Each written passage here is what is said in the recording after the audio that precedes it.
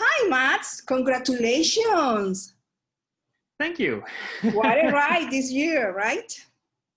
It's been unexpected in the best possible way. You have an episode about quesadillas. Yes. Okay. Yeah, the recipe is from the 1830s. So when it comes to my show, it's actually a fairly modern recipe, but it is an old recipe, and it's for something called quesadillas cernitas, or sifted quesadillas, which is it has to do with the way that the actual masa is produced and made at home. Okay. And what was the most shocking discovery that you made during the research? The most shocking discovery that the most shocking discovery that I made was actually the story of how the Aztecs got corn or maize. It's not a true story, but it's their story. It's their mythology on how they were living in basically the region that's now Mexico City, with the Sierra Nevadas all around, or not Sierra Nevadas, sorry, the Sierra Madre Mountains all around them. And they had on whatever they hunted and could gather. But they knew that there was corn on the other side of the mountains, but they were too large to move. And so they asked their gods, please move these mountains so we can get to the corn. And the gods said, even we can't move them, they're just too big. And finally, Quetzalcoatl, the kind of the trickster god, he said, I'll go get them. And so he turned into an ant and went across the mountains and brought one kernel of corn back. And so I find those kinds of stories, even though of course it's not true, I find them so fascinating, because when it comes to history, there's always this point where you can't go back anymore without getting into the realm of myth and the realm of legend. And that's actually the most exciting place for me. It's where history and legend meet. So that was the coolest thing I learned. That's super cool, because you're learning a lot during this every show, right? Yes, absolutely. I learn just as much as I'm teaching in the show, because 90% of it is stuff that I'm researching and getting to know. And how many times you try to prepare the tortillas before start recording? Because I know that has a science. So I was very fortunate.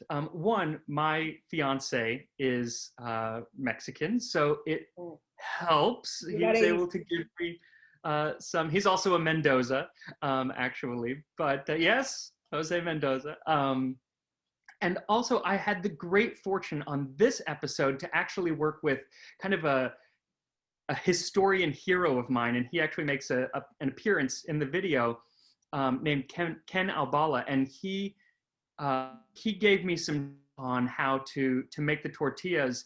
But it is more difficult than one might think, because they break so easily before they're dried, you know. So trying to fold it over and without breaking was next to impossible. Actually, is fried. So it's fried in lard. So it becomes very crispy, and it has an ingredient called tequesquite, which was in Mexico and is still used in some places in central Mexico. But it's a rock that gives it adds salt, but it also adds what's essentially baking powder. So it allows the tortilla, when it's being fried, to kind of puff up. So it's light and crispy. I mean, when I bite into it, you can hear the crunch.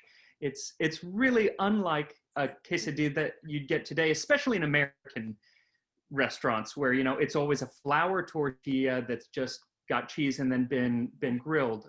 So it's very different.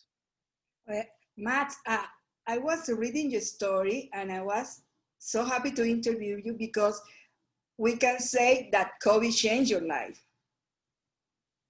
It has. Yeah, I mean, it's hard, because is good things and bad things come from it.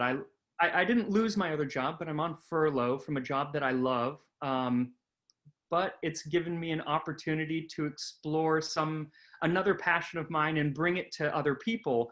And I think because everyone was at home and had plenty of time on their hands, that maybe that also gave people time to watch. And I'm so grateful to it. So not to COVID, but to the opportunity. Yeah, you're living a story and cooking, so it would be nice to go, you know, different places. What are Yes. your dreams right now about it?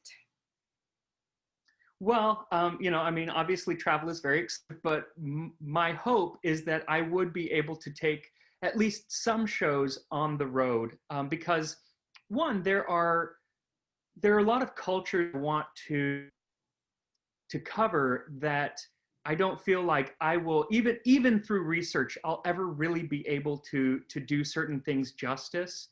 Um, I would love to interview and work with people who know those cultures and know those cuisines. I'd love to visit, you know, some Native American tradition. There's wonderful Native American cooking that's all around us that we never get to see and we never get to experience. Living in Arizona growing up, I remember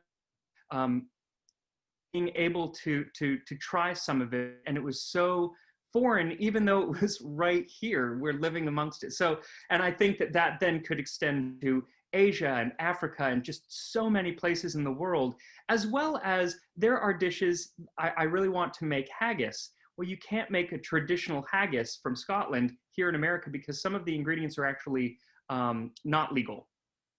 Sheep's long, for one. So I would need to go to Scotland to actually do that. And I want to explore the history of these places. So yes, I would love to travel. That's my goal. You know, even if it was just a few episodes every now and then, but I'll have to wait at the moment on that.